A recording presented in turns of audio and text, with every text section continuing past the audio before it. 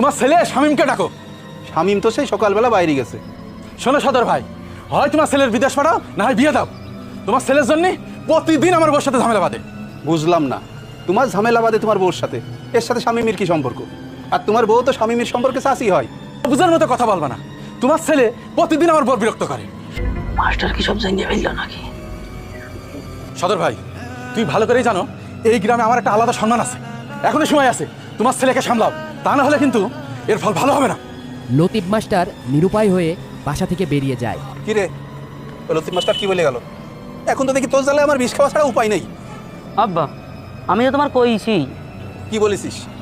তুই বিয়ে করবি, তোর কাছে কেউ মেয়ে দেবে, আর এই মাথায় তো জঙ্গল বাঁধাইছিস, ও থেকে কোনো মেয়ে পছন্দ করবে? তোর দেখলি তো সব জঙ্গলি বলবে। যার জীবনে বউ নেই তার কাজ কাম করে কি খাবে?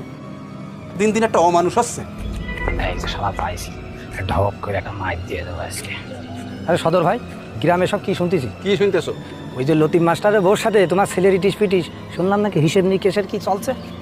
এসব কি ঠিক? আমার এখন কাজ আছে, তোমার সাথে পরে কথা বলবো না। এরম ছেলে যদি আমার থাকতো ভাতের সাথে বিষ খাইয়ে মেরে দিতাম, বুঝতে পেরেছো? ও কাকা, বলছি আপনার ছেলেটার কি বিয়ে শাদী দেবেন না? তোমার ছেলে তো গ্রামের পরিবেশ নষ্ট করে ফেললো। আজকে মাস্টারের বোর ঘরে, কালকে তো আরেকজনের ঘরে উঠতে পারে। এই দায় ভার নেবে কিটা? ভাবি, হ্যাঁ শোনা। তাহলে আজকে গেলাম, আচ্ছা ঠিক আছে। আবার কালকে আসমানে মধু খাতি। শামীম অকাজ করতে গিয়ে কাছে হাতে নাতে ধরা পড়ে। তারপর এই নিয়ে গ্রামে এক বিশাল বড় সালিশ বসে। আমার গ্রামে দিনে দুপুরে এত বড় অকারেন্স, আর আমি কিছুই জানি না, এত বড় স্পর্ধা। ভাই, আপনি এই অন্যায়ের একটা সুষ্ঠু বিচার করে দেবেন, যাতে করে আমাদের গ্রামে আর কেউ এই ধরনের অন্যায় করতে না পারে।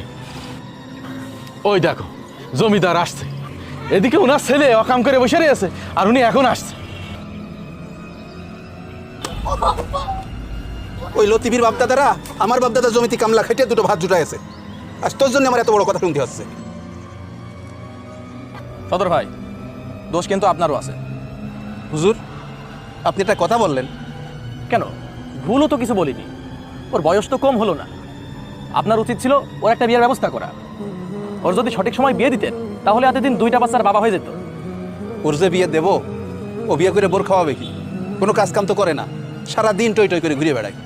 রিজিকের মালিক আল্লাহ, আর বিয়ে তো একটা শৃঙ্খলার প্রতীক। আমি বলি কি, আপনি শামীমের বিয়ের ব্যবস্থা করেন, দেখবেন সব কিছু ঠিক হয়ে গেছে, সুরসুর করে কাজে চলে যাচ্ছে।